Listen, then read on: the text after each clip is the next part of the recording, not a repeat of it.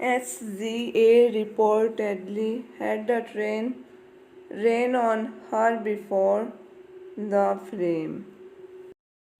Men reportedly ran a train on SZA before she became famous. SZA are currently in a dirty controversy following Drake's admission.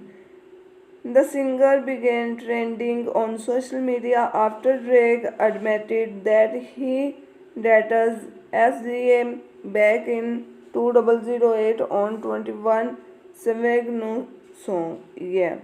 Say, she wanna fuck to some SZA wait case I used to date SZA back in 08 drug raps on the SZA has since reported on the clients by simply unfollowing Drake on Instagram, whoever went ghosting of the city.